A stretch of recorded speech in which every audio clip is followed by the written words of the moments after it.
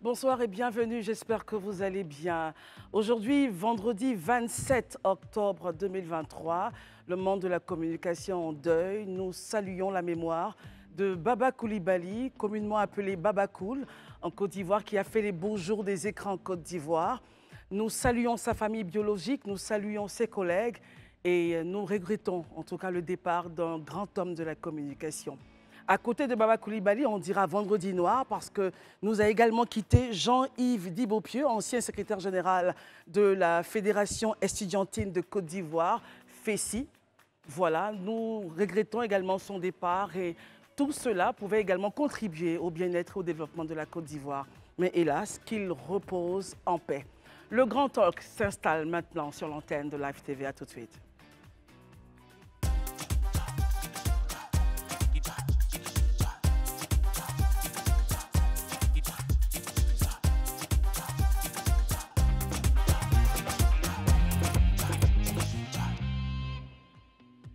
Et comme tous les soirs, ils sont avec nous. Je commencerai par Élisée Voloube. Bonsoir Élisée. Bonsoir Christelle. Bon, comme aujourd'hui on n'est pas nombreux, je dirais bonsoir Daouda, bonsoir Barry. Bonsoir chez vous, chers téléspectateurs. Bonsoir Daouda. Ça va? Ça va Christelle, ça va. La santé? Alhamdoulilah, ça va. Même si ça ne va pas pour les téléspectateurs, pour vous, on sera toujours là pour décrypter l'actualité. N'est-ce pas? Barry. Bonsoir Christelle. Toujours bonsoir un plaisir Élisée, pour moi de vous revoir. Bonsoir Daouda, bonsoir chez vous. Alors messieurs, ce jour est un jour assez sombre pour la Côte d'Ivoire. Ouais. Réaction Élisée? Ben, on voudrait saluer la mémoire déjà de Baba Coulibaly et aussi de Jean-Yves Dibopieux. C'est vraiment un vendredi sombre, je dirais. On s'est réveillé ce matin avec, ou du moins, courant la journée, ces nouvelles-là, nous sommes tombés là-dessus comme un coup de massue.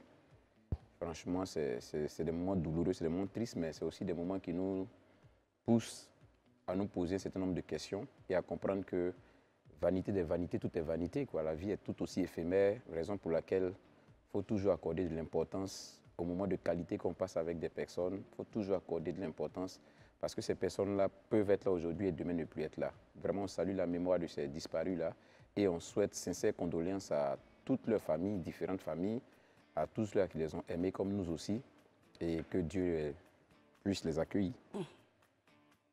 Daouda. En tout cas, je tenais à dire vraiment Yako à toute la famille de nos confrères de la RTI, parce que Baba Cool était de la RTI. Pour nous autres qui sommes peut-être jeunes et nouveaux dans ce monde des médias, on a été bercés par une chanson de rap que tu n'as pas évoquée avec Baba Cool. Tout était cool avec Baba Cool. Tu vois, c'était intéressant, c'est des choses qui nous ont bercés. Qui tenait le micro et qui animait la foule. Tu vois, c'était tellement intéressant, oui.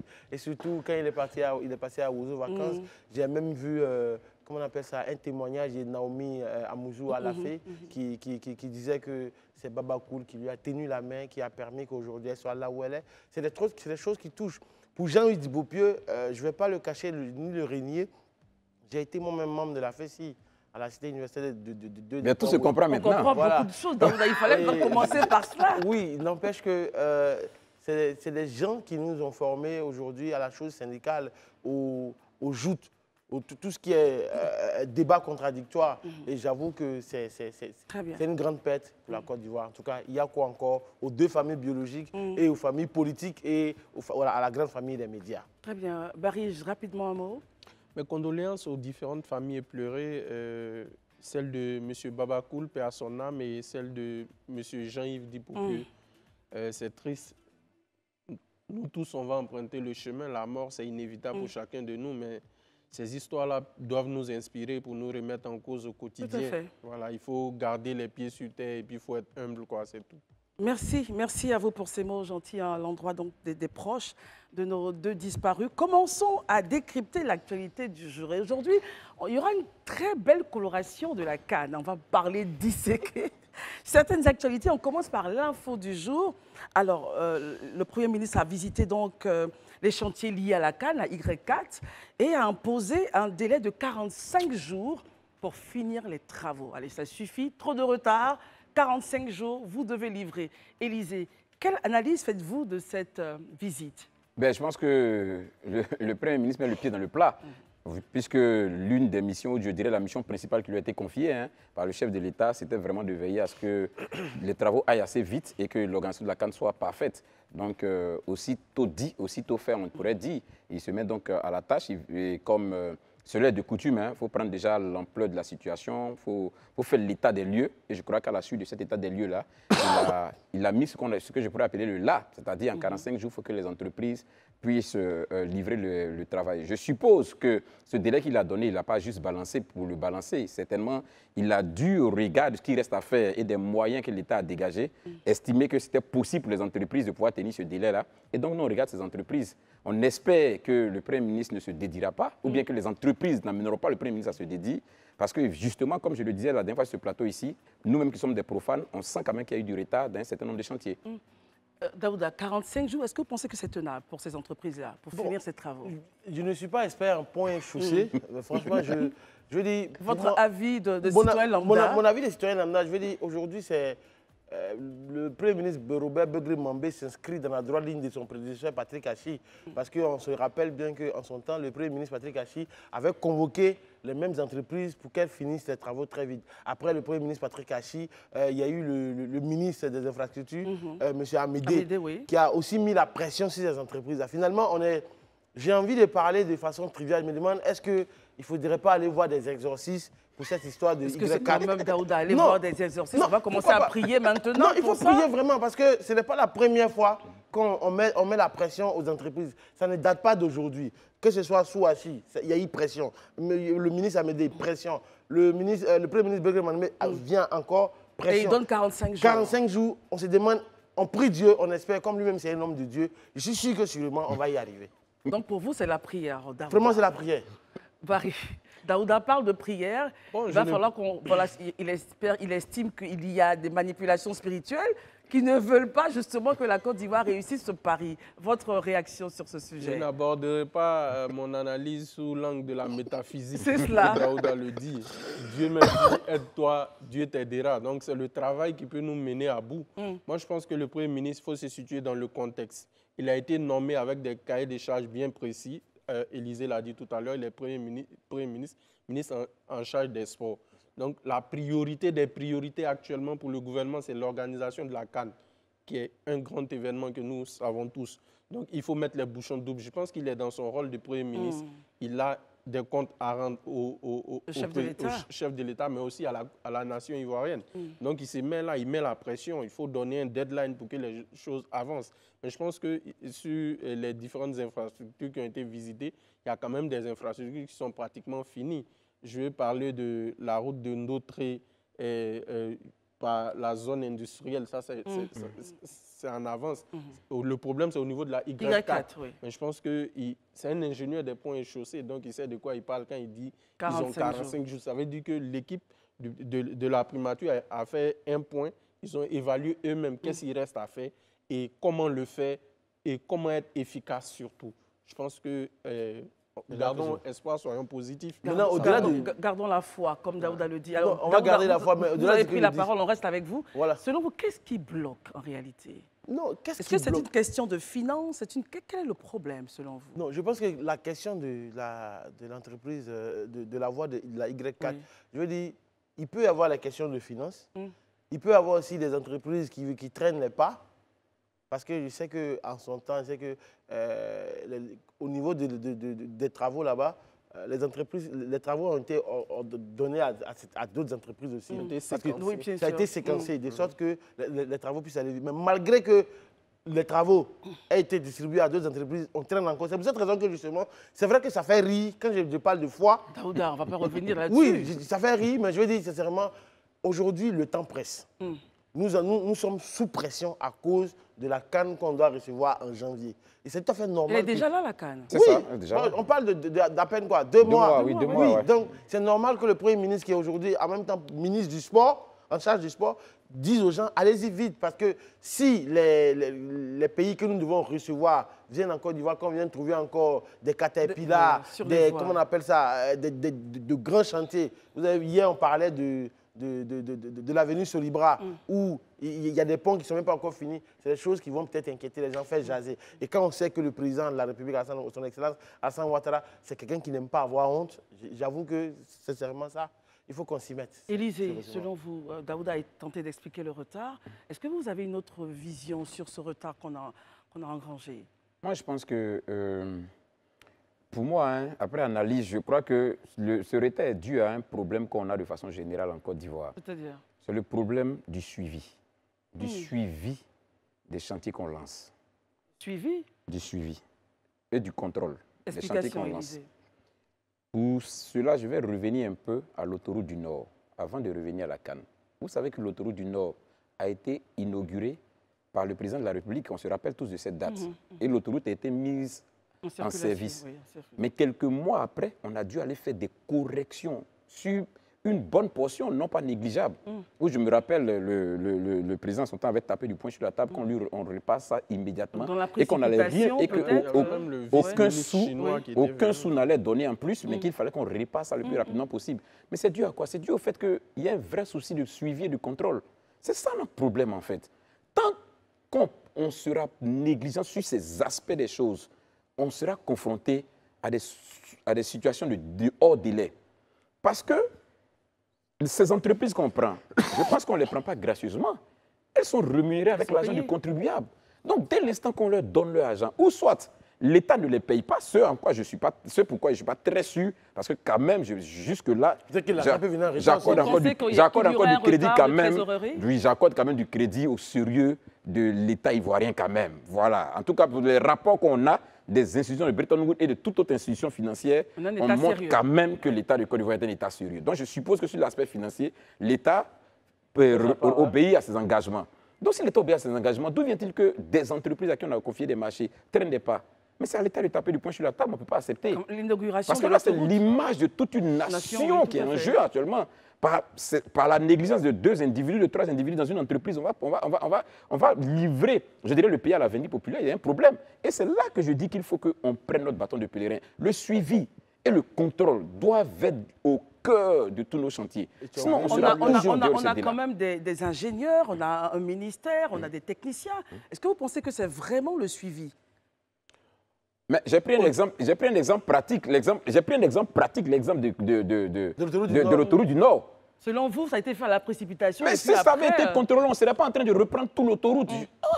C'est une logique. Si vraiment ça avait été contrôlé comme il se doit, si ça avait été contrôlé comme il se doit, vous convenez avec moi qu'on ne serait pas en train de réparer encore d'autres choses. Et ce n'est même pas le seul chantier. Il y a d'autres chantiers encore. On a dû réparer, on a dû fermer pour rattraper certaines choses. Mais ça, on impute ça à quoi? Pour moi, j'impute ça au manque de contrôle. C'est-à-dire qu'on manque de rigueur dans le contrôle. Parce que si le contrôle avait été rigoureux, on aurait décelé ces anomalies-là et on aurait demandé à l'entreprise de réparer avant même qu'on mette ces ouvrages dans la circulation. Et vous, en disant cela, vous indexez qui, Élysée?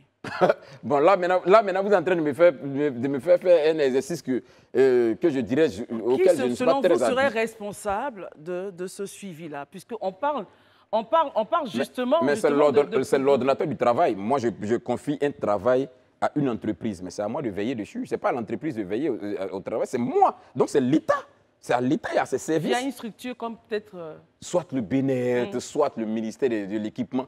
Toujours est-il que ceux-là qui, au niveau étatique, ont la responsabilité de conduire les chantiers à leur finalisation, c'est les responsables. Donc, c'est ceux-là qui doivent pouvoir être beaucoup plus regardants sur ces choses-là pour dire, mais non, on ne peut pas continuer comme ça. Je ne suis pas en train de dire que les gens font le travail avec négligence. Ce n'est pas ce que je suis en train de dire. Mais je suis en train de dire qu'il faut qu'on soit beaucoup plus rigoureux. Parce qu'aujourd'hui, on peut rattraper certains chantiers, mais Dieu seul sait. Est-ce que demain, par négligence, on pourrait rattraper d'autres chantiers? Il y a une rallonge financière aussi lorsqu'on rattrape. Et c'est ça, justement. Alors qu'aujourd'hui, on est dans une situation économiquement pas facile, puisqu'on doit faire face d'abord à des facteurs endogènes et exogènes qui permettent d'aujourd'hui de serrer la ceinture. Donc, si on doit venir encore faire des avenants, de rallonge à un point fini, vous imaginez comment on peut impacter négativement le budget de l'État. Et ça, c'est quelque chose qu'il faut éviter. Barry, votre avis sur ce sujet-là? Bon, je pense que déjà, comme Élysée l'a dit, il y a l'humain qui est au cœur de tout. C'est-à-dire que la construction des infrastructures, comme toute politique publique, c'est un système. Et dans ce système-là, il y a des acteurs bien précis. Si l'un des acteurs est défaillant, c'est tout le projet qui va en pâtir. C'est quelqu'un qui doit évaluer le travail qui est fait par les entreprises ne fait pas bien son travail, il y aura un impact. Si l'ingénieur qui est chargé de faire un travail d'étude ne fait pas bien son étude, ça va impacter le projet en question. Si le gouvernement qui est censé apporter le capital financier et d'une part le capital humain ne fait pas son travail, ça va aussi impacter le projet.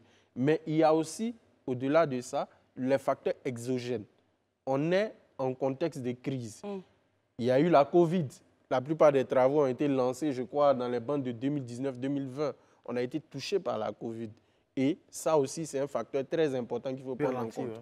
Et au-delà de la Covid, il y a naturellement la guerre en Ukraine. La Russie a annexé l'Ukraine, on le sait tous. Et Mariupol, la ville de Mariupol, avait là l'une des plus grandes sidérurgies d'Europe, qui est Azovstal. Peut-être que les entreprises, voilà, le coût de l'acier a peut-être explosé. C'est aussi une possibilité. Mais je veux dire que tout ça, c'est l'humain qui doit l'anticiper. C'est-à-dire que celui qui manage le projet, le chef du projet doit anticiper tous ces facteurs exogènes-là pour exécuter et pour faire respecter le calendrier pour lequel il est engagé. Voici ce que je peux dire. Et aussi communiquer peut-être. Oui, justement, vous avez dit pour rebondir sur ce que Barry est en train de dire. Moi, je peux entendre en fait tous ces facteurs et tout ça. Mais moi, je me dis et je dis toujours, moi, je fais totalement confiance à nos responsables. Les responsables, ceux qu'on établit en responsabilité, je pense que ce n'est pas sur la base d'un simple faciès qu'on le fait, mais c'est parce que certainement ces personnes ont des compétences qu'on leur accorde. Donc, quand on vient et puis on dit, par exemple, ce chantier, nous voulons le finir dans 6 mois, ou que nous le lançons aujourd'hui, mais on va le finir dans 6 mois. Parce qu'effectivement, comme tu le dis, il y a des chantiers qui ont été lancés autour de 2019-2020, mais il y a des délais qui nous ont été donnés à partir de 2021, 2022, que des chantiers devaient finir dans 6 mois, des chantiers devaient finir dans 1 mois. J'ai pris la dernière fois l'exemple, par exemple, des chantiers concernant la canne. Vous savez que ça fait l'objet de plusieurs reports de livraison des différentes infrastructures. On est parti de mars, on est arrivé à juin, jusqu'à ce qu'on vienne en septembre, et là, même, on est en train d'en donner encore. Donc, je vois que chaque fois, il y a eu ces genres de reports. Ça donne l'impression, pour un citoyen lambda, qu'on ne fait pas, ça dit que de façon rigoureuse, un état des lieux avant de lancer des dates. Pourtant, je ne pense pas quand même. On a affaire à des personnes qui sont très sérieuses. Donc, ils disent à un certain moment qu'on pense que ça va finir dans un tel délai. Elles se donnent les moyens pour que ça puisse finir dans un tel délai. Et c'est ça, justement, l'interpellation que je veux faire. Il faut qu'on se donne les moyens de tenir nos délais. Ça nous crédibilise, ça nous rend sérieux et ça nous évite de faire des dépenses supplémentaires après. Parce que plus le chantier s'allonge, plus les finances augmentent aussi. Les pays voisins nous regardent, l'Afrique entière nous regarde. Chaque information est passée au crible fin, voilà, dans les différentes éditions. C'est le monde entier. Donc le regard le plus important, c'est celui du citoyen ivoirien. Oui. Parce que c'est lui qui roule. Qui est le premier bénéficiaire en fait, de tout ça aussi. Aujourd'hui, à Abidjan, quand vous partez, là où il y a eu des routes qui ont été faites, les premiers bénéficiaires, c'est qui sont les citoyens. Mais quand il y a des bouchons, quand les travaux ne sont pas terminés, les premiers impactés, ce sont les citoyens. Donc, le bénéfice même essentiel à prendre en compte, c'est le bénéfice que le citoyen ivoirien, celui qui paye les impôts, celui qui a son véhicule qui vit dans l'espace géographique en question, c'est lui qui est le plus important. Très bien. Alors, on regarde dans 45 jours. Comme oui, ça ira. Ah, il faut avoir de l'espoir. Il faut aussi avoir de l'espour. Peut-être qu'il faut Daouda aussi s'associer à la prière. Il ne faut pas qu'il dise juste prier et puis lui, il va s'asseoir. En fait. il va le faire. Non, je t'assure que je suis en prière et j'ai beaucoup d'espoir. S'il vous plaît, on attend 45 jours. On sait qu'à la fin de ces 45 jours-là, on aura de très, très bonnes nouvelles. Messieurs, on va juste quitter un peu le sport parce qu'on va y revenir et parler un peu des collèges électoraux de politique. Les collèges électoraux, voilà, ça nous rattrape. On l'avait dit, le Conseil d'État avait décidé que dans certaines communes, il fallait reprendre et dans une seule région. Donc, il s'agit de Oumé, San Pedro, Tiasalé, Quibli, Goïtafla, Ferkessé-Dougou, Kumbala, Dabakala, Sarala. Et les collèges électoraux, voilà. Et puis, la seule région voilà, qui va reprendre ces élections, c'est dans le Guémont. Les collèges électoraux sont donc convoqués le samedi 2 décembre en vue de la reprise des élections. Élisée Boloube.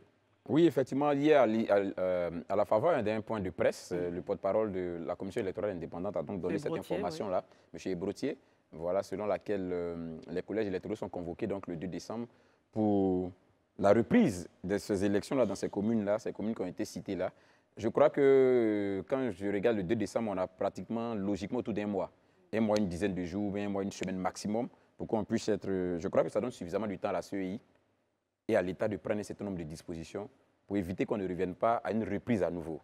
Je crois quand même. Parce que ce n'est pas 201 communes pour lesquelles on doit organiser des élections, ni encore 31 régions. Vraiment, le nombre est suffisamment restreint. Je crois qu'il faut se donner tous les moyens.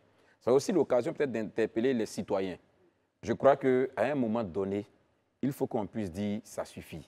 Voilà, les élections, ce n'est pas la fin du monde. On peut ne pas être d'accord avec une situation maintenant.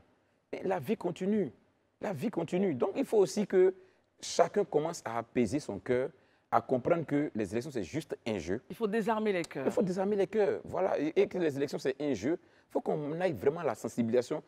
Et ça, je mets en mission même les candidats eux-mêmes. Il faut que dans le discours aujourd'hui, ce soit un discours d'apaisement. Les gars, on va partir, on va aller voter.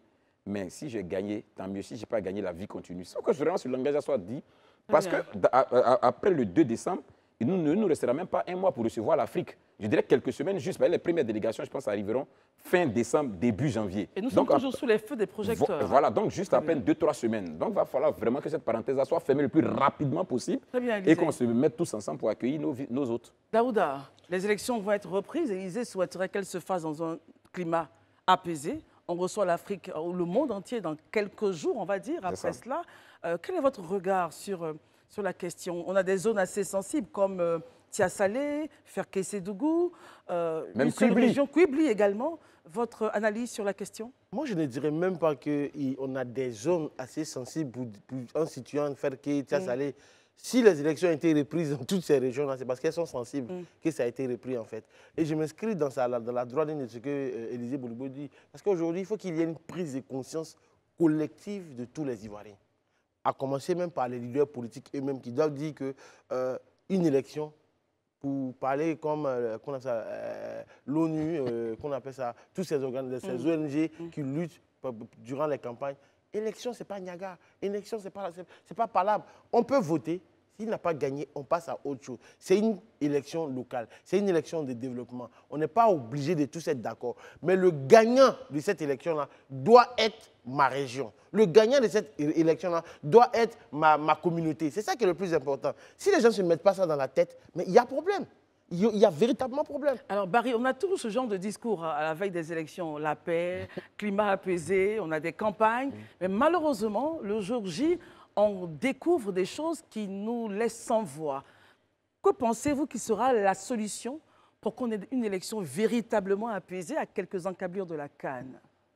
Déjà, il faut comprendre le principe démocratique. Si on le comprend, les élections ne peuvent pas être un problème. Dans le principe démocratique, il y a la liberté d'opinion. Ça, c'est un. Il y a l'acceptation de la différence d'opinion.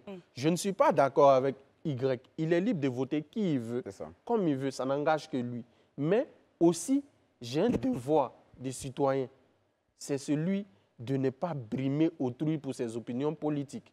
Et aujourd'hui, quand on regarde le contexte des élections locales, il y a eu des problèmes qui ont été évoqués par tous les acteurs qui ont participé au scrutin et qui concernaient un management de la part de la CEI. On arrivera tout à l'heure à la CEI. Donc, ce qu'il faut dire d'abord, c'est que les candidats eux-mêmes assument leurs responsabilités. Vous partez à une élection, il faut faire comprendre à vos militants et sympathisants que les élections, c'est un jeu, comme mes deux prédécesseurs l'ont dit. Ce n'est pas une question de compétition de personnalité. On ne fait pas le concours de qui urine le plus loin, en fait. On dit, tu as un projet de développement, tu viens te le présenter aux électeurs. Et à ces électeurs-là, libre est le choix de choisir qui ils veulent.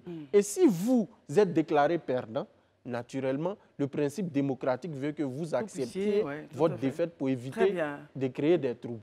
Merci Barry. Alors, Daouda, et ensuite, avec Daouda, on va commencer à voir comment la CEI devra-t-elle s'arranger, justement, pour que tous les reproches qui avaient été faits puissent ne pas être reproduits. Non, mais déjà, je pense que la CEI doit tirer les leçons des près d'une centaine de requêtes qui ont été déposées au Conseil d'État pour dire qu'aujourd'hui, il faut que les stickers soient là, il faut que la tablette puisse marcher, il ne faudrait pas que quelqu'un vote à la place de l'autre. C'est ça le véritable problème. Et durant l'élection même de septembre dernier, mais les fonctionnaires d'État ont été mobilisés. Mais il faut aussi mobiliser ces gens-là de sorte qu'il y ait des observateurs sérieux sur le terrain. Parce qu'aujourd'hui, quand on regarde même les observateurs, souvent, certains sont affiliés, malheureusement, à des partis politiques. Donc, du coup, même leur observation, c'est un peu biaisé. C'est parcellaire. Donc, aujourd'hui, je veux dire, il faut que la CEI prenne la pleine mesure de ce qui arrive. Ces élections-là, il y a un truc même qui me gêne, on veut faire ça en décembre. Moi-même, j'aurais voulu qu'on fasse ça après même la CAN. Parce qu'il ne faut rien précipiter. On avait déjà fait ce débat-là. Oui, pour moi, il ne faut pas précipiter. Avant ou après la CAN. Non, il ne faut pas précipiter. La date est là, c'est le 2. Mais c'est selon la loi aussi. Voilà, la loi, ils avaient dit 3 mois. Il y a la loi, oui. Il y a la loi. La loi prévoit au moins de la reprise des élections dans un délai de 3 mois. Donc, si tu vas après la CAN, tu n'es plus dans le délai. C'est pas grave. On a déjà vu ça dans ce pays. Parce qu'à cause de la CAN, on ne va pas tout précipiter. On respecte les règles en même temps. Très bien. Élysée, alors, il y avait la difficulté de l'ouverture des bureaux de vote qui ouvraient très tard, certaines tablettes qui ne marchaient pas, certains... les stickers qui n'étaient pas collés. Certains PV, tellement de problèmes. Comment pensez-vous que la CEI pourra tacler cette difficulté-là? Daouda a tenté de répondre à la question. Votre point de vue? Je pense que la CEI est totalement consciente du fait que la plupart des requêtes qui ont été posées l'ont incriminé. Voilà, parce que la plupart de tous ceux qui sont allés se plaindre ont toujours évoqué la CEI. Donc je pense qu'aujourd'hui, la CEI a l'occasion de redorer son blason devant la nation, de montrer que c'est vrai, à l'impossible n'est tenu. Elle a fait ce qu'elle pouvait, mais tant que c'est possible pour elle de faire mieux, elle fera mieux. Et donc voici une occasion qu'on lui donne. Mais c'est justement voici une occasion qu'on lui donne. Donc je crois que c'est le lieu de réparer tout. Dieu merci, la proportion qui doit être aujourd'hui faite est moindre par rapport à celle qu'il y avait à faire le 2 septembre dernier. Donc je pense qu'on peut mobiliser toutes nos énergies, la CEI peut mobiliser toutes ses énergies, toutes ses équipes, vraiment renforcer ces équipes pour qu'on ne se retrouve pas dans une situation qui soit de nature encore à susciter des plaintes. Donc aujourd'hui, pour moi, c'est une superbe occasion qu'on donne à la CEI de montrer qu'en réalité, parfois, on lui a prêté des choses à tort, mais qu'en réalité, elle a animé de très bonnes intentions de pouvoir réaliser des élections sans contestation. Très bien. Alors, Barry, un dernier point. Non, je pense que la CEI, elle est face à ses responsabilités. Comme ils l'ont dit, la plupart des candidats ont incriminé la CEI. Quand vous êtes organisateur de quelque chose, tout à l'heure on verra avec l'ONS, quand vous êtes organisateur de quelque chose, vous avez des devoirs et des droits. Il faut la transparence. Plus l'élection est transparente, moins il y a des risques. Parce que c'est quand il y a des doutes sur la transparence. Par exemple, ils l'ont dit tout à l'heure, le problème des stickers. Normalement, ça ne doit pas se poser. C'est la loi qui dit qu'un PV doit avoir son sticker. Et si le sticker est là, il n'y aura pas de débat. L'ouverture des bureaux de vote à 16 h. Ouverture des bureaux de vote, on dit 8 h. Vous ouvrez le bureau de vote à 14 h. Vous voulez que les gens vous fassent confiance? Mais non, ça ne marche pas comme ça. Et plus vous allez durer, plus la rumeur, la suspicion va se développer. Et on connaît les gens, facilement, ça peut dégénérer. Exactement. Il faut vous assurer. Alors que ça ne doit pas dégénérer. Pas du tout. Si la CEI fait bien son travail, elle ouvre les bureaux de vote à temps, il y a une clarté dans le processus, même si un individu se plaint là-bas, ce sont ses propres gars qui vont lui dire « écoute, reste tranquille, voilà, voici ce qui s'est passé ». Très bien. Mais s'il y a un retard dans le début du processus, automatiquement, les suspicions... Voilà, les suspicions vont naître. Et c'est humain, c'est naturel. On ne peut pas reprocher aux populations d'avoir des ressentiments. Si votre travail n'est pas bien fait, c'est normal que les gens réagissent. Et donc, j'espère que la CEI aura le temps, de responsabiliser ses agents, parce que c'est le président de la CEI lui-même qui a dit que certains agents de la CEI ont été interpellés. Quelque peu, oui. Ils ont été corrompus. Ils ont été corrompus. Ce n'est pas moi qui le dis, c'est lui le principal responsable. Donc, c'est normal que ceux qui compétissent, à partir du moment où vous-même, l'organisateur, vous dites ça, vous leur donnez du grain vous mettez en doute. Donc, il faut vous assurer que ceux que vous allez envoyer dans les bureaux de vote, c'est des gens qui vont faire preuve de neutralité, de professionnalisme. Très bien. On a parlé donc de la CEI, on a parlé des candidats. Quel message aux populations? On reproche très souvent aux populations d'être facilement achetables, entre griffes, par des candidats. On les déplace d'un point à un autre, ils acceptent de l'argent, certains même parlent de bétail électoral. Quel message aux populations, Élysée Boloubeu? Moi, je voudrais juste dire aux populations que, vous voyez, on ne fait pas une élection locale, comme celle qu'on va faire, élection municipale, élection régionale, pour une personne. En réalité, c'est une élection de développement. Ça va au-delà d'une affinité qu'on a avec une personne. Mais on sent que les populations sont plutôt porté vers la personne que le programme. C'est ce que je dis. Ça dit que ça va au-delà des... Moi, je peux me balader avec quelqu'un. Mais quand on va me demander un CV, je prends un exemple. Quelqu'un, par exemple, qui a fait du journaliste comme moi, on me demande le CV d'un ingénieur en BTP. C'est mon ami, je lui ai dit non, lui, non, c'est pas possible. Quelque part, je sais qu'il n'a pas la qualification. Je regarde dans le lot, je sais quand même qu'il y a cette personne-là a un attachement à la municipalité. Elle a déjà posé des actes qui peuvent lui permettre de réaliser encore beaucoup mieux si on lui donne la municipalité. Donc, il faut qu'on ne soit pas dans une logique d'affinité personnalisée, mais qu'on comprenne que celui qu'on va mettre là, c'est un mandat qu'on lui donne pour nous amener à aller de l'avant, à nous développer. Donc, ce message aussi, il faut que la population l'entende. Et puis, il faut qu'on comprenne une chose. Quel que soit l'amour qu'on peut avoir pour un candidat, ma vie ne vaut pas, son élection ne vaut pas ma vie.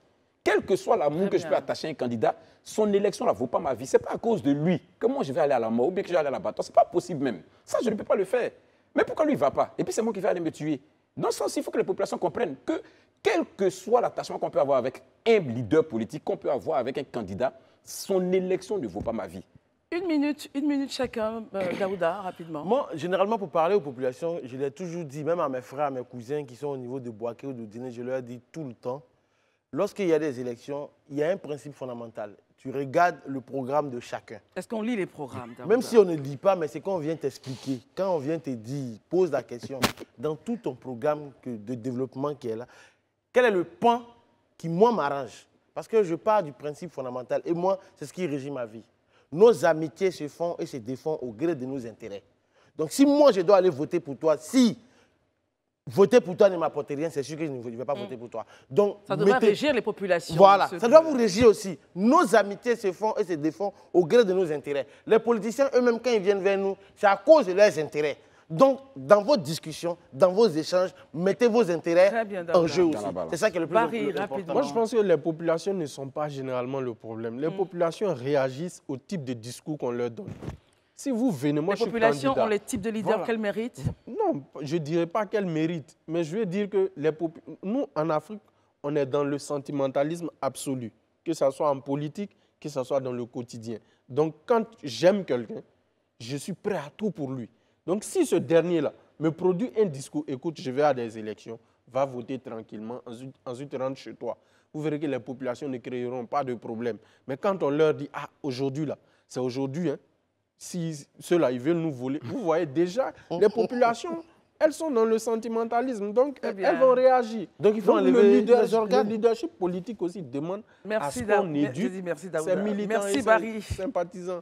Merci Barry. Je sais que le message est entendu, une parole est assez pour le sage et que les élections se passeront très bien. Vraiment, on veut être tranquille avant de recevoir le monde entier. On n'a pas besoin d'entendre des petits problèmes. Un autre point de la CAN, je vous l'avais dit aujourd'hui. Tu adores cette CAN? Ah bah oui, très souvent, la supporter des éléphants, oui, on y va à fond. Donc on va parler des éléphantes. On ne parlera pas seul, on va recevoir un collègue, un confrère qui s'appelle Magloire Diop, que vous connaissez très bien. Il arrive et avec lui, on va analyser cette affaire qui nous fait beaucoup mal. On aimerait savoir si on a tort d'avoir mal ou si vraiment c'est à dessein. Alors, les éléphantes sont forfaits aux éliminatoires des JO. La FIF met en cause le ministère des Sports par la structure, l'ONS. Qu'est-ce qui s'est passé vraiment? Est-ce que c'est un problème d'argent? Un problème d'agenda mal géré? Est-ce que c'est une guéguerre entre la FIF et l'ONS dont les éléphantes sont malheureusement victimes? Que se passe-t-il? Bonsoir Magloire et bienvenue. Bonsoir Christelle. Bonsoir la famille. Bonsoir. Je suis content de vous retrouver. Je ne vois pas André. André sera lundi, il est quelque part en Côte d'Ivoire. D'accord, ok. Écoute, je pense que c'est la défaite. Voilà. C'est-à-dire l'élimination de l'équipe nationale féminine par son homologue de Tanzanie qui provoque tout cela, je pense. Parce que avant ça, on n'a pas eu vent de ce que l'État avait décidé de ne pas financer la participation aux Jeux Olympiques. Oui, non seulement ça, mais, même les éliminatoires de la CAN. Oui. Parce que dans son communiqué, la fédération a indiqué qu'elle a eu une série d'échanges avec les responsables de l'Office national des sports, donc qui dépend du ministère des Sports. Et au cours de ces échanges, l'ONS leur a signifié qu'il ne pouvait pas financer les éliminatoires de la CAN, pour la CAN 2024, la CAN féminine, et les éliminatoires des Jeux olympiques. Donc la fédération savait très bien que l'État ne financerait pas ces compétitions. Mais quand même, on a vu qu'au mois de juillet, la fédération a, comment on appelle, elle n'a pas tous signé forfait. C'est plutôt notre adversaire, la Sierra Leone, au premier tour, qui a signé forfait. À ce moment-là, on n'a pas entendu parler de forfait de la Côte d'Ivoire. Au contraire, la fédération comment on appelle, a engagé des moyens pour que l'équipe se prépare pour ces différentes échéances-là. Et au mois de juillet, l'équipe nationale est allée en Algérie où elle s'est préparée. Donc la fédération a quand même dépensé de l'argent, a mis les moyens. Donc on ne met pas les moyens au hasard. Si on veut faire forfait demain. Ah, c'est ça.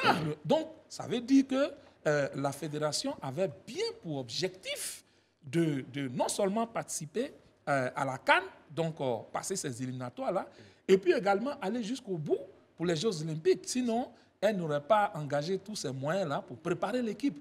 Maintenant, il se trouve que quand les éliminatoires pour la CAN sont arrivés face à la Tanzanie, on gagne ici 2-0. On s'est dit que c'est un bon score et que bon, la Tanzanie, ce n'est pas un grand pays. C'est prenable. Voilà, c'est prenable, ce n'est pas un grand pays de football féminin. Et donc, la Côte d'Ivoire, 5e nation au classement FIFA, nation africaine au classement, on s'est dit, bon, on va passer. On gagne 2-0 ici. Difficilement, mais on gagne quand même un bon score.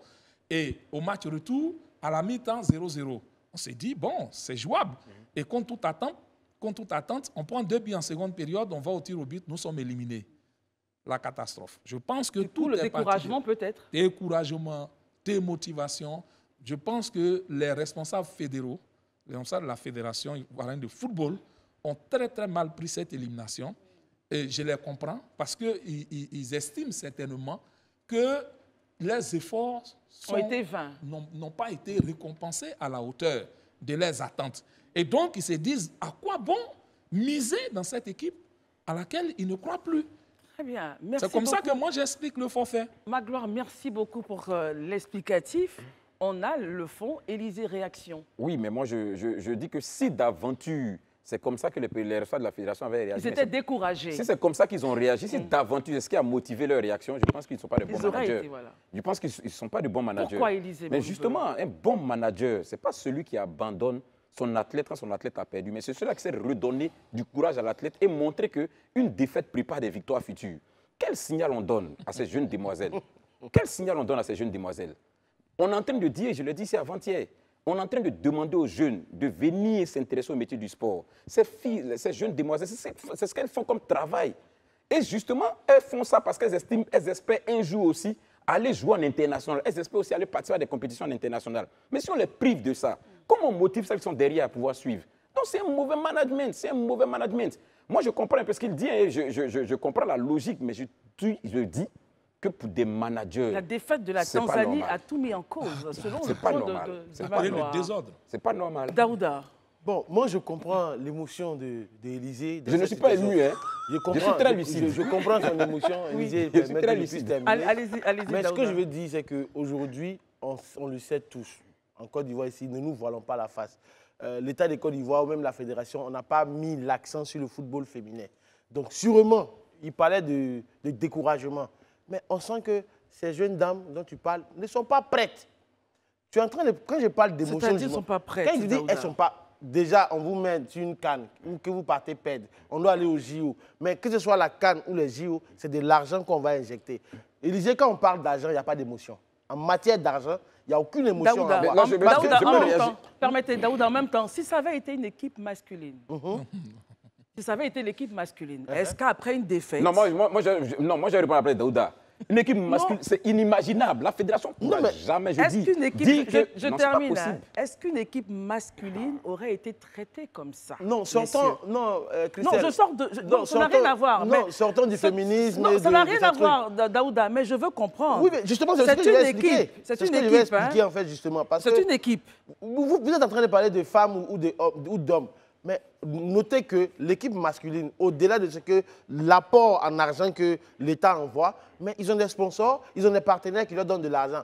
Pour ces femmes, qu'est-ce qui a apporté, à part l'apport de l'État et de la FIFA? Moi, si ça ne suffit pas, on va rapidement, Barry et puis l'argent, c'est le nerf de la guerre. Les performances, qu'elles soient sportives ou qu'elles soient professionnelles, se construisent. Si la Côte d'Ivoire veut être une grande nation dans le football féminin, ça dépend de la volonté de tout un chacun. Il y a la fédération, il y a l'ONS, il y a les footballeuses elles-mêmes. Je veux dire qu'un match de football, tu n'as aucune garantie de victoire. Ça, c'est impossible. Le Brésil s'est fait battre à la Coupe du Monde. Devant tout le monde, ils ont minimisé les Croates, ils se sont fait battre. Tout à fait. Aujourd'hui, le sport, c'est une économie. D'abord, il y a l'économie du sport, ça génère des fonds. Donc, il faut mettre le système en place de telle sorte qu'on ne puisse pas reproduire ces mêmes erreurs. Donc, est-ce que vous comprenez, donc vous ne comprenez pas l'interprétation? Je ne comprends pas les responsables de la fédération et de l'ONS. Il n'y a aucune raison qu'on peut me dire pourquoi réellement. Si c'est une question d'argent, je suis désolé. Je suis désolé. Et une question de découragement, Barry. On va au mondial. Quand la Côte d'Ivoire va jouer la Coupe du Monde, est-ce que vous avez la certitude que l'équipe va passer le premier tour? Mais non. Mais il y a le symbole. C'est des milliards. Je vous informe que c'est des milliards. À une grande compétition, l'image du pays, comment dirais-je, l'aura. Et c'est les Jeux Olympiques. Il y a la géopolitique du sport. L'Arabie Saoudite paye des milliards. Vous êtes dans l'émotion. Sachant que ces joueurs... Attendez, on arrive à vous. Je dis, prenez l'Arabie Saoudite. Ils ont payé des milliards à des joueurs. Les joueurs saoudiens, quel est leur niveau? En réalité, dans les équipes, certains joueurs même se plaignent du niveau des joueurs saoudiens. Mais on éjecte des milliards parce qu'on vise loin. On veut que l'Arabie Saoudite organise la Coupe du Monde à l'horizon 2034. Donc, la Côte d'Ivoire, le grand frère l'a dit, elle est classée 5e nation. C'est catastrophique. C'est un bon résultat. Donc, la 5e nation ne peut pas déclarer forfait. C'est une défaite, je suis désolé. Alors, moi, je veux dire, au-delà de tout ce que tu dis, Élisée Daouda.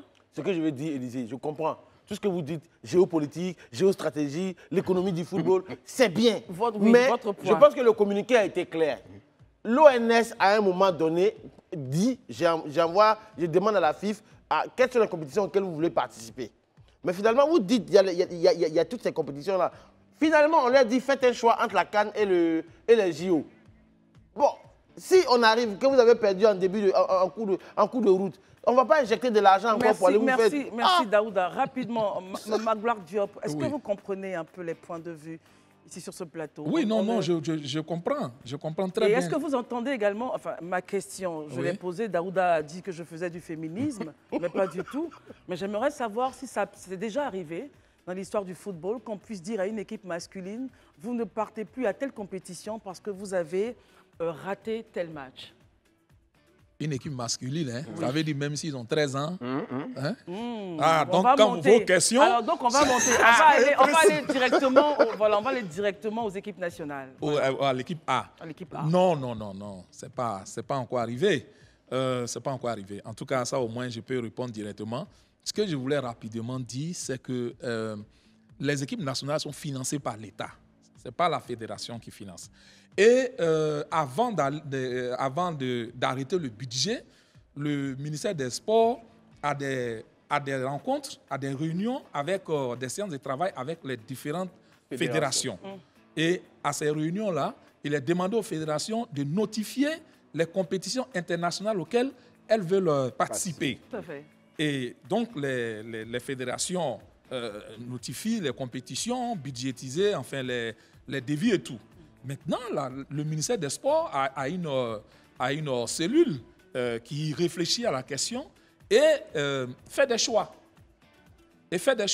Et je peux vous dire que généralement, tout le monde se plaint des choix qui sont faits parce que ça, c'est toutes les fédérations. Et au football, c'est très fréquent, ce n'est pas nouveau. Ce n'est pas nouveau, mais seulement ce qui est nouveau, c'est que depuis pratiquement 20 ans, un peu plus de 20 ans, la Côte d'Ivoire n'avait plus déclaré forfait comment on appelle, ça date de l'époque de Dieng Seynou. Voilà, à ces grandes compétitions-là, non seulement pour l'équipe masculine A, et puis aussi pour l'équipe féminine. Donc la fédération a toujours trouvé les moyens pour financer ces compétitions. Mais cette fois-ci, je pense que ce n'est pas un problème de moyens. La fédération a suffisamment d'argent, mais c'est parce qu'elle s'est dit à quoi bon, peut-être ce qu'elle s'est dit, à quoi bon miser dans une équipe c'est une supposition. Qui ne, voilà, merci ne vaut peut-être pas le coup. Merci beaucoup, Maintenant, Magloire. je comprends, Élisée, est-ce que c'est une bonne manière de prendre la chose? On reviendra juste après le journal. Vous restez avec nous parce qu'après le journal, justement, on parlera de certaines équipes qui ont décidé de ne pas être logées là où on les a logées. Enfin bon, cette histoire de Cannes, il y a tellement de choses. Restez en notre compagnie. Merci d'être avec nous. Après la pause de l'information, nous revenons sur ce plateau. Daouda, toujours en notre compagnie. Supporter féru de la SEC Mimosa. Mimo toujours. Quand on est Mimo un jour, Mimo toujours. Moi aussi, je suis Mimo. Hein. Ah bon, d'accord. Allez, viens ici. Élisée Boloubeu. Le football club de Mans, mais on n'est plus en première division longtemps. Vous êtes en division. Je vais vous associer, vous deux. Normalement, vous n'avez pas besoin d'avoir un club, normalement. Mais vous avez peut-être une sympathie pour un club. Non, moi, je suis de la FAD. La FAD. Bon, moi, je supporte et j'assume l'Africa Sport. Vous êtes en quelle division, s'il vous plaît? Alors, donc, le prochain sujet... Notre prochain sujet, on reste toujours dans l'ambiance de la CAN avant le journal. Nous étions sur la thématique toujours de la CAN. Cette fois-ci, nous allons parler de l'hébergement des équipes. Pour ceux qui viennent à peine de nous prendre en marche, bonsoir et bienvenue. Ce soir, je suis seule à conduire la barque. André sera des nôtres lundi.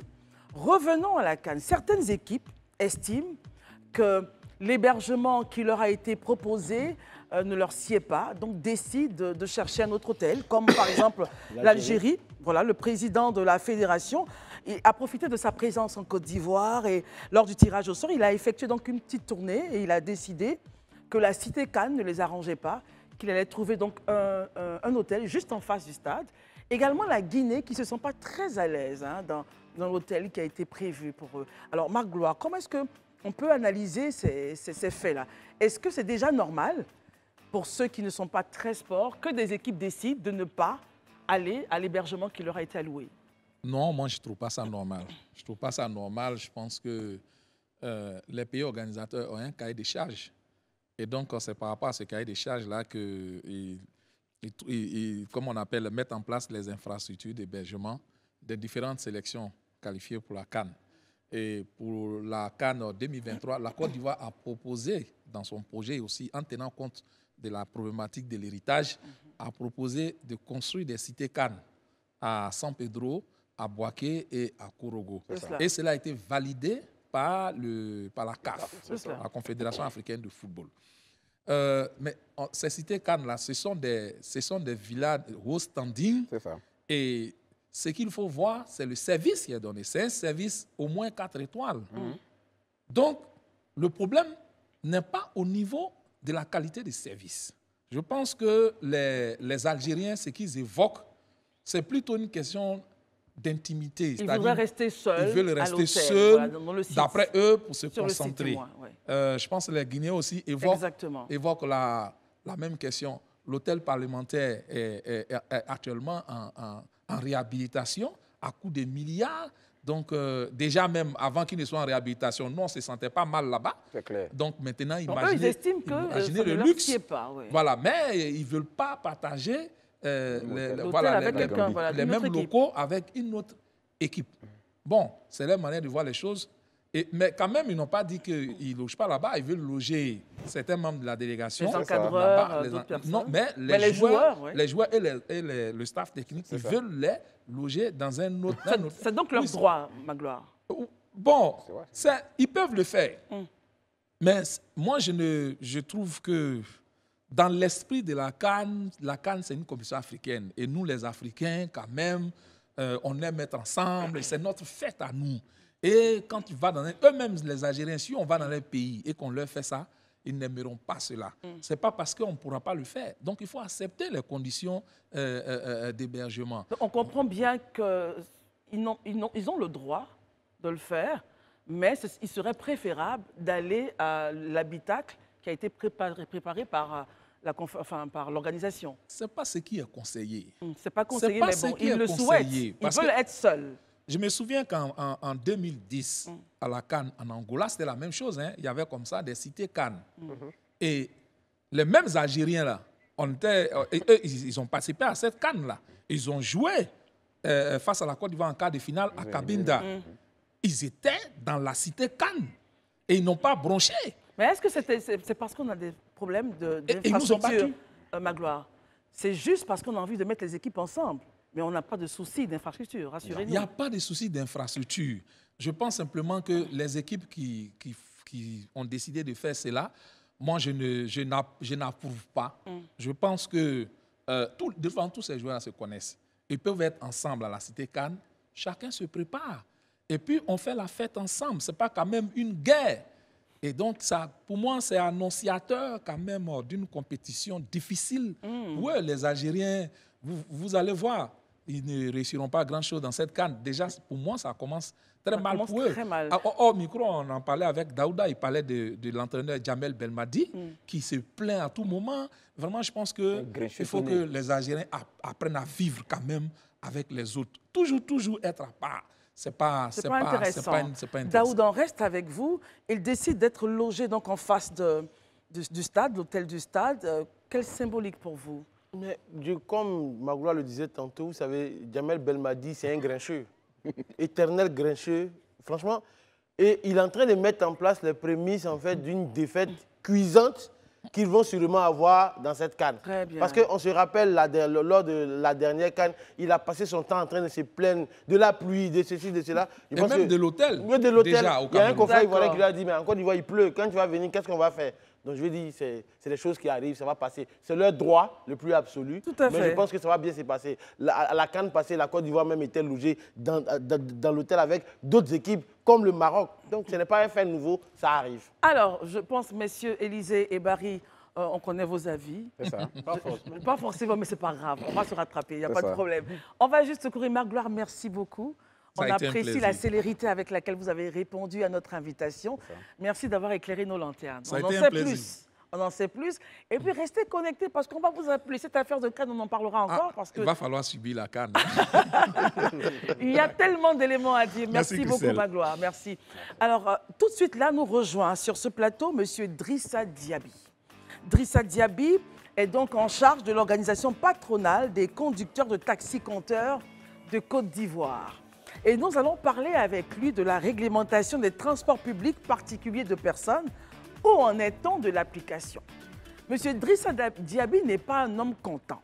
Il n'est pas content parce que justement les VTC aujourd'hui font un peu la loi et font ce qu'ils veulent à Abidjan.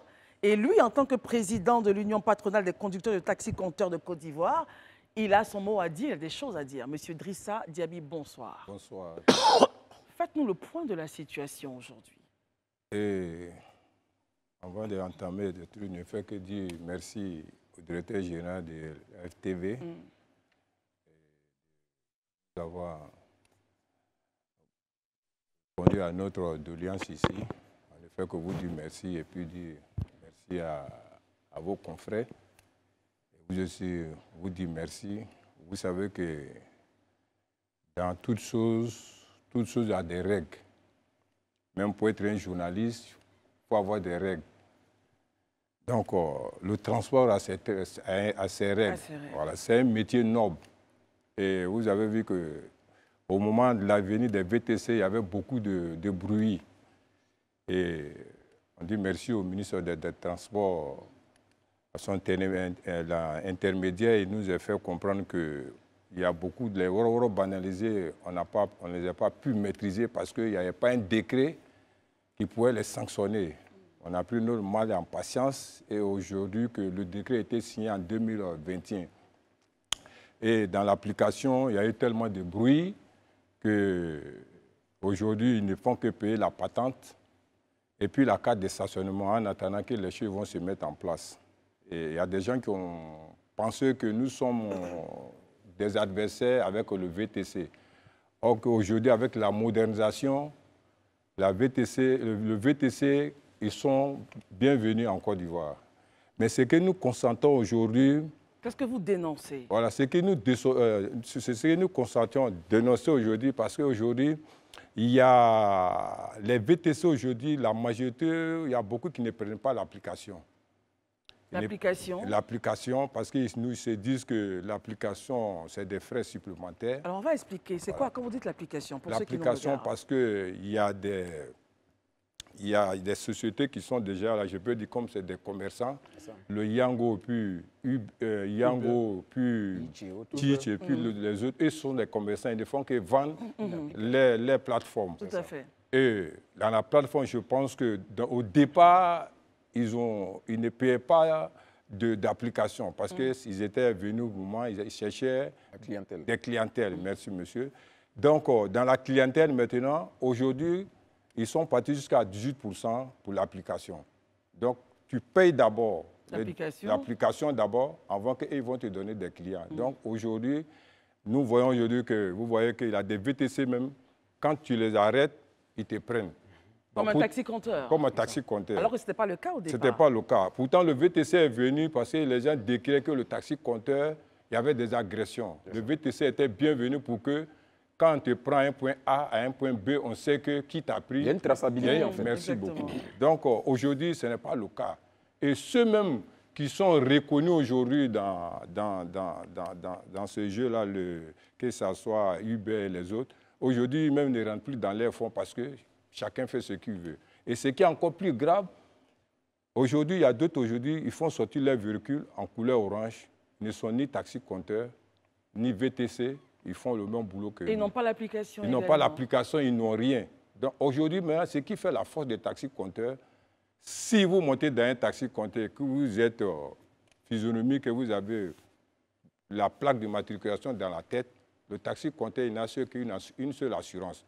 Quand vous vous rendrez là-bas, on sait qui est le chauffeur. Très bien. Donc voilà la problématique. Voilà la problématique. Messieurs, réaction, Daouda. Bon, moi, ce que je veux savoir aujourd'hui, concrètement, quand vous êtes parti voir le ministre des Transports, que vous avez salué d'ailleurs, oui. Qu'est-ce qu'il dit concrètement pour régler cette problématique? Le ministre des Transports, il a mis une plateforme. Même hier, on était à une réunion avec le directeur du cabinet, avec tous ces débarquements, les VTC, tout le groupe. Hier, à partir de 16h, on avait fait la réunion. Qu'est-ce qu'ils ont dit? Oui, ils ont pris les 4 points. Jusqu'à partir du 6, le 6 novembre, voilà, il y aura un séminaire même des VTC pour que nous allons essayer de régler les problèmes pour les pneumatiques. Mais après, le directeur du cabinet a pris une décision avec le ministre des Transports. Et je salue d'abord le directeur général de la police, M. Kouyaté, qui pense vraiment à la vision de la Côte d'Ivoire pour la sécurité. Et nous l'avons écrit aussi, parce qu'aujourd'hui, la CAN arrive.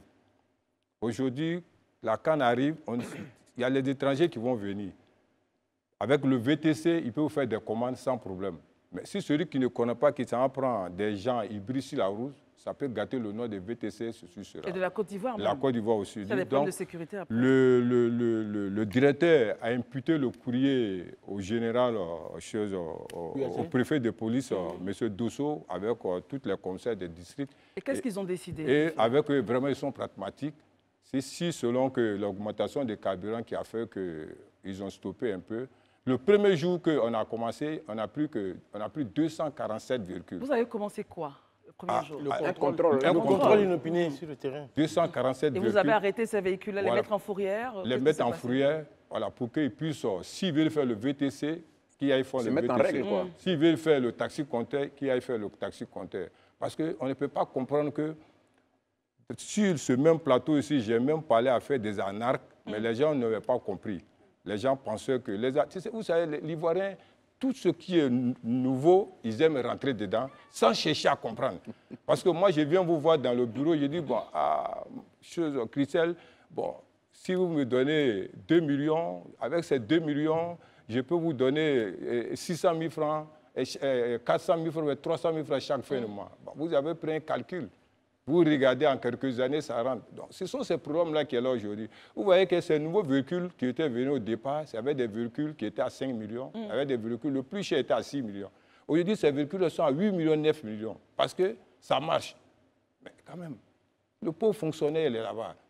on va beau les parler, ils se disent que non, non, non, au lieu d'aller mettre mon argent dans la banque, je préfère de venir ici, ça va me profiter, je vais gagner plus de gains. Donc, il faut attirer l'attention des Ivoiriens. Très bien. Élisée. Oui, donc, M. Drissa, ça dit, bon, on a compris la problématique pour laquelle vous vous plaignez. C'est vrai, vous avez dit qu'à cause d'une certaine situation d'augmentation de transport, vous avez calmé le jeu. Oui, oui. Aujourd'hui, c'est quoi l'état des lieux? Est-ce que les contrôles vont reprendre? Et si les contrôles reprennent, qui sont ceux qui sont habilités à faire ces contrôles? Est-ce la police ou est-ce une brigade mixte constituée de policiers et de vous? C'est quoi au juste ça? C'est ce qu'on veut comprendre. Bon, la force à la loi. Hein. D'accord, donc la police qui va faire le contrôle. C'est la police qui va ça faire reprend le contrôle. quand vous avez fini vos réunions, on dit c'est quand on peut reprendre le contrôle? En principe, on a réuni avec le préfet de police mercredi. D'accord. Voilà, mercredi de la semaine prochaine. Voilà, Ouais. parce qu'en principe, c'était ce mercredi, après à ce nombre, avec l'enterrement du général Ouassana. Voilà, le préfet de police nous a dit que d'attendre. Il y a des priorités d'abord, et puis effectivement, on va attendre jusqu'à mercredi. Donc l'appel a lancé en fait aux populations de faire attention. De faire attention, parce que vous ne pouvez pas, vous ne commandez pas un VTC. Et puis il vient à vous, il sait que, parce que c'est les mêmes anciens chauffeurs de taxi. Parce que ce pas vos chauffeurs justement. Mais c'est les mêmes chauffeurs. Ils connaissent le client. Ils connaissent le client, il vient, il s'arrête, et puis toi tu le prends. Bon, on ne sait pas ce qui va arriver. Et pour éviter ça, nous sommes obligés d'attirer l'alarme. Très bien. Voilà. Très bien. Merci beaucoup. Alors, on retient donc, population de Côte d'Ivoire, le message de M. Diaby Drissa est clair. C'est vrai qu'on est très souvent pressé, on veut monter et tout, mais quand un véhicule vient à vous, orangé, c'est cela? Effectivement. Orangé, s'il n'a pas l'application, il ne faut pas le prendre. Ouais. Et puis d'abord, le taxi compteur, chacun sait, il a l'antenne. C'est ça. Il a une antenne, il y a un eurochrométrie dedans. Effectivement, c'est ça. Mais si vous sortez, toutes les véhicules qui sortent, elles sont en orange. Elles sont pas toutes en orange, même moi je peux vous garantir. Très bien. Ils sont en orange, ils sont plus que même. Ils sont banalisés, ils sont là. Mais aussi, M. Diaby Drissa, c'est vrai qu'on parle de ça, mais vos chauffeurs de taxi compteurs aussi, il faut qu'ils se mettent un peu en règle, s'habillent bien. On a des visiteurs qui arrivent, la voiture sent bon, il y en a qui fument, il y en a qui s'habillent en débardeur. Ça aussi, il faut travailler ça. Je vous dis chapeau. Vous savez que quand vous êtes dans des ferrailles, donc ça fait que même pour t'habiller, il y a des problèmes. Aujourd'hui, avec... je salue le ministre des Transports qui a envoyé... Et on a terminé l'émission. La cigarette, ça, c'est une question. Rapidement, terminez rapidement, monsieur. C'est pour dire que le ministre des Transports, depuis qu'il a suspendu les véhicules moins de 5 ans, quand vous voyez aujourd'hui, toutes les véhicules nouvelles sont neufs. Parce qu'il faut les pousser pour les faire démarrer. Merci beaucoup. En tout cas, on retient que ce soir, il faut faire attention aux véhicules qui viennent à vous, même si vous êtes très en retard, faites attention. S'il n'a pas l'application, pas la peine de monter. Et si vous prenez un taxi compteur, vérifiez, prenez soin de prendre l'immatriculation. Regardez s'il y a l'antenne. Il y a l'antenne, tout à fait. Dedans. Très bien. Remerciements à toutes les équipes qui ont travaillé d'arrache-pied pour que nous ayons ce programme. Je le disais, André Bois sera avec vous. On sera ensemble lundi de la semaine prochaine. D'ici là, portez-vous bien. Élisée, merci. Merci Christelle. Bon week-end à toi. Daouda, Barry. Merci à tous. Allez, au revoir et à lundi, Dieu nous garde.